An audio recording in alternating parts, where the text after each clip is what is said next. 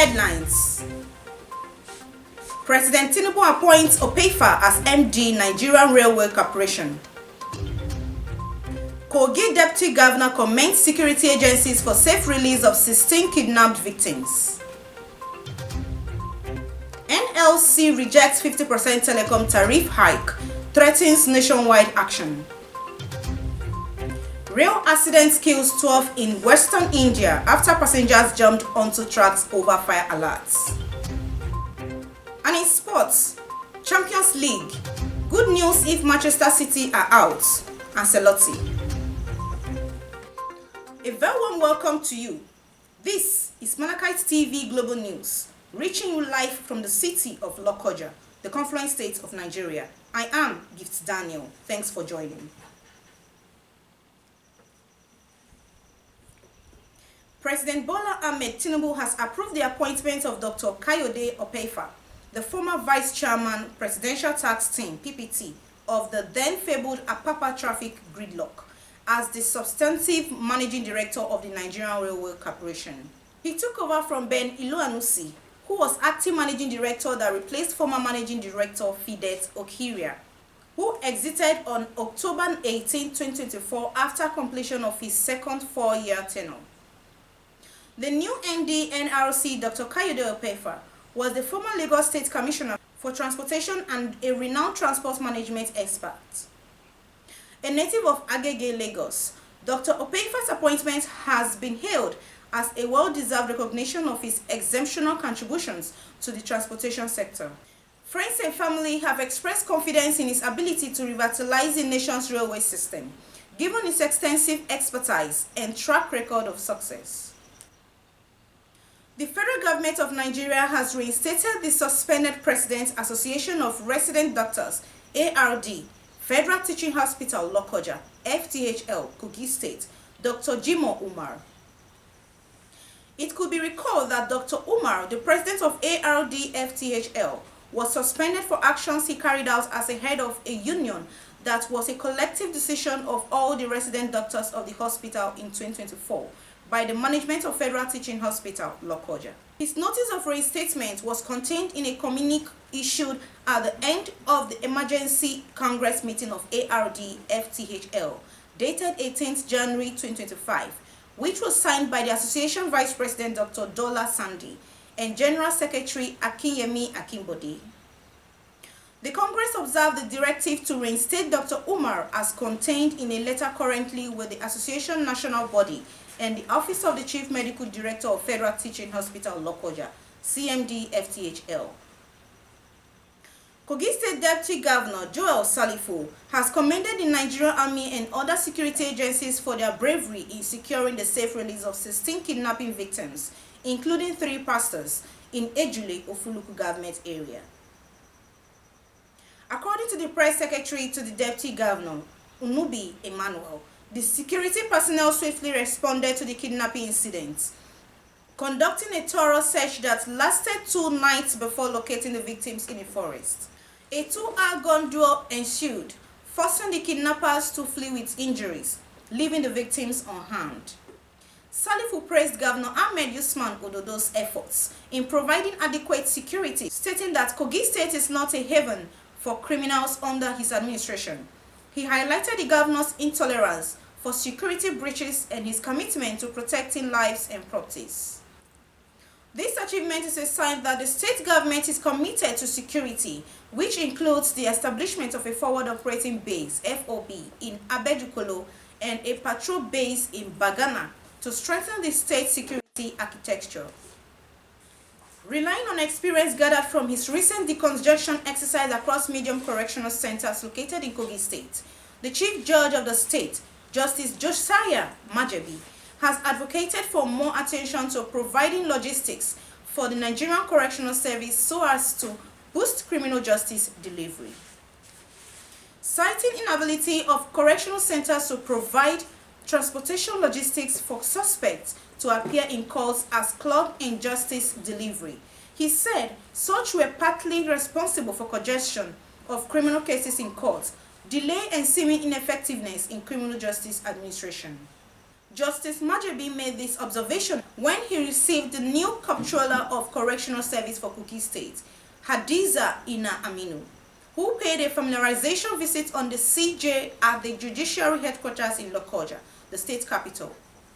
He craved for more productive synergy among all stakeholders in the administration of justice, saying the roles of the judiciary and the correctional service were fundamentally intertwined and must be made truly effective. He urged the new comptroller to reach out to the state government and other stakeholders to address challenges observed during his visit to the prisons. The leadership of the Nigerian Labour Congress (NLC) lambasted the federal government and telecommunications companies for increasing tariff by 50% amid rising cost of living in the country. It described the recent hike of telecommunications tariff as an assault on Nigerians' welfare, adding that it exemplified the government's apparent preference for prioritizing corporate profits over citizens' welfare. The NLC president, Joe Ajaero, told journalists at Labour House, Abuja, that the labor movement was not against the tariff hike considering the galloping inflation in the country, but disagreed with the approved rate of increase. Ajaero, who also lampooned members of the National Assembly for not standing with the majority of Nigerians regarding some policies, called for immediate stoppage of the implementation of the hike. The Independent National Electoral Commission (INEC) has announced February 21, 2026 as the date for the Federal Capital Territory FCT Area Council elections. INEC Chairman Professor Mahmood Yakubu disclosed this during the Commission's first quarterly meeting with political parties in Abuja. Yakubu emphasized that the FCT is the only region in Nigeria where INEC conducts local government elections without caretaker committees or election irregularities, and no single party has ever secured all the seats. The elections will cover all designated polling units in 68 constituencies, where voters will elect 6 area council chairpersons and 62 councillors. The Jigawa state government has reported a total loss of 5 billion naira in property damages during the nationwide protest of August 2024. Bello Fanini, chairman of the fact-finding committee on the protest, disclosed the figures while presenting the committee's findings to Governor Umar Namadi at the Government House in Duse. Fanini detailed the breakdown of the losses, explaining that the Jigawa state government incurred 2.8 billion naira in damages, while the federal government and its agencies lost 1.7 billion naira. Private individuals and businesses suffered losses of 707 million naira. Local government faced damages total 364 million naira, and the All Progressive Congress (APC) experienced losses of over 49 million naira. The committee also made recommendations, including the need for the state government to compensate those who lost properties during the protests. Governor Namadi thanked the committee for its efforts and assured the government would carefully review the report and implement the suggested measures. In a major offensive by the Nigerian military under Operation Hadarin Daji, notorious bandits kingpin Bello Turji has fled his stronghold in Zamfara state, seeking refuge in Maradun local government area. This comes after troops launched a decisive operation that dealt significant blows to his criminal network. Aminu Kanawa, Turji's second-in-command and a key figure in numerous banditry operations across Zamfara and Sokoto states, was killed during an assault on a strategic position in Fakai. Known for masterminding attacks in Zomi, Shinkafi, Isa, and Sabon Birni local government areas, Kanawa's elimination marks a critical milestone in efforts to dismantle the group. The offensive also neutralized several of Turji's associates, including his younger brother, Doso, and a trusted ally, Dambokolo. In another engagement in Gebe, located in Isa local government area of Sokoto state, troops eliminated multiple fleeing bandits. Intelligence reports indicate that Turji's loyalists, some transporting wounded gang members on motorcycles, have been spotted moving through Galadi, Damaga, Rudunu, and Dambeshi, heading toward the Gasa Kandaya areas in Bayanruwa. This axis, a known stronghold for bandit activities, was previously targeted by Nigerian Air Force airstrikes in August 2024. At least 24 residents of Bida, the headquarters of Bida local government area in Niger State, have been hospitalized following the outbreak of an unknown illness in the town. Reports indicate that 20 of the affected individuals have been discharged after more than a week of treatment at the Federal Medical Center and Umaru Sanda Ndayako General Hospital, Bida. The illness, characterized by sudden collapse and loss of communication abilities, has left many in the community on edge. Speaking on the development, the Niger State Commissioner for Secondary and Tertiary Health, Dr. Bello Tuko, attributed the cases to untreated severe typhoid and malaria. Let's take a quick break. We'll be right back. Please stay with us. Every voice matters. Every opinion counts.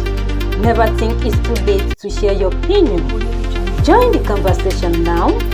Share your thoughts and views for a better society. The opinion where voices meet.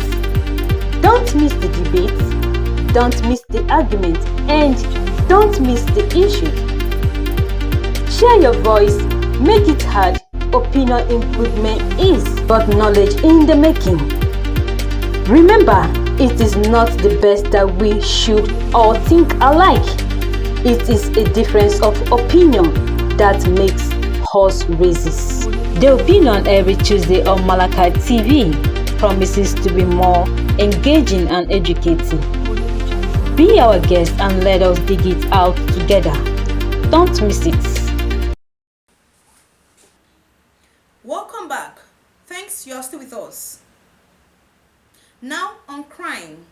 The Nigerian Immigration Service NIS Rivers State Command has apprehended 90 suspected illegal immigrants involved in cybercrimes targeting Nigerians. Working alongside other security agencies, the NIS arrested the suspects at their hideouts in Rivers State. State Comptroller Abdulmajid revealed that 94 individuals were detained during the operation. Profiling identified 85 Cameroonians, 5 Chadians, and 4 Nigerians among them, with 74 males and 20 females. Abdulmajid stated that all 90 foreigners entered Nigeria through unauthorized routes and lacked valid residence permits or travel documents. Additionally, 2 Nigerians who provided accommodation to the suspects were also arrested. The Comptroller General of Immigration, Kemi Nana Nadab, has directed the repatriation of the foreigners to their respective countries. The Lagos State Taskforce has apprehended the hit-and-run driver identified as Dauda Bello, a resident of Adebayo Street, Oshodi, for reckless driving. The incident, which occurred, left the victim, Oluwole Bukola, a resident of Ibafo, Ogun State, severely injured. Preliminary investigations revealed that the accident was caused by overspeeding and reckless driving on the part of the driver. Swift intervention by officers of the Lagos State Task Force ensured that the victim received immediate medical attention, while the driver was promptly arrested. Next, on our foreign news. Panama President Jose Raul Mulino hit back at United States President Donald Trump's threats of taking back a key trade route, the Panama Canal. On Monday, Trump said during his inaugural address that China was operating the Panama Canal via its growing presence around the waterway. They did not give it to China, they gave it to Panama, and they are taking it back, Trump said. Reacting, Mulino said the Panama Canal wasn't a gift from the United States. He spoke during a panel at the World Economic Forum in Davos, Switzerland. Press Trust of India reported that at least 12 train passengers were killed in Western India Wednesday after being struck by another train on an adjacent track after they jumped from their coaches in panic to escape a rumored fire incident. At least 6 other people were injured, the news agency cited police officer Dataraya Karel as saying. The accident occurred in Jalgaon, one of the largest cities in Maharashtra, near the Padhead Railroad Station, 410 kilometers northeast of Mumbai, India's financial capital. PTI said the victims jumped off the Pushpak Express train, which had stopped after some passengers pulled an emergency chain. Those who disembarked were hit by another express train on the adjacent railroad track. Next is sports updates.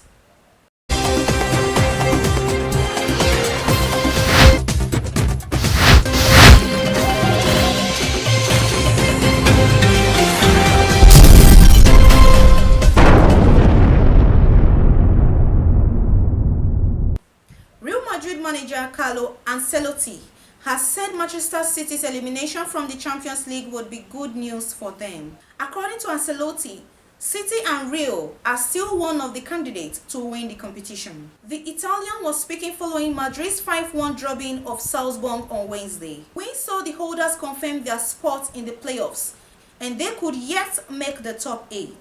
However, on the same night, City threw away a 2-goal lead to lose 4-2 at Paris Saint-Germain. The result leaves Pep Guardiola's men in 25th position with only 7 points, after 3 losses and a draw in their last 4 games. Super Eagles forward Victor Boniface has reacted to rumors that his 4-year relationship with Rike Hammen has ended. The speculation claimed that Boniface broke up with the Norwegian lady over a prenup. Rike allegedly insisted on a legal marriage without a prenup. A prenup is a written contract protecting the assets and finances of both parties in case of divorce or death. Responding to the claims, Boniface wrote in a post, now deleted on X on Thursday, that they were all false.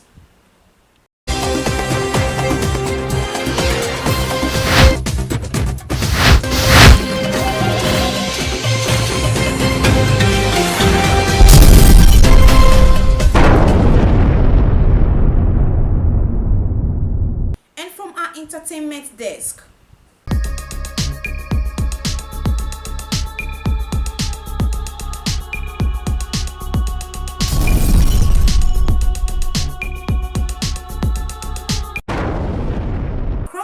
Bobrisky has reacted to United States President Donald Trump's executive order recognizing only 2 genders. Bobrisky, who identifies as a woman, claimed to have undergone all necessary medical procedures to transition. Bobrisky said he's ready to provide evidence of his transition if needed, adding that he can afford medical fees. He also took a swipe at Trump, saying his proclamation doesn't affect him. Bobrisky's response was in reaction to Trump's plan to ban government policies promoting gender-affirming healthcare and pass a law recognizing only male and female genders. Media personality Ebuka Obi Uchendu has advocated for Nigerian politicians and public officials to wear traditional outfits. The fashion icon wrote via his X saying Nigerian politicians/officials should wear traditional attire even more when they are out of the country. Ebuka is one of Nigeria's most reputable fashion icons, having thrilled fans with his impressive fashion choices as the host of the Big Brother Niger reality show over the years. Nigerian fashion is currently making waves globally, with local fabrics such as Ankara becoming increasingly popular in the UK and other countries.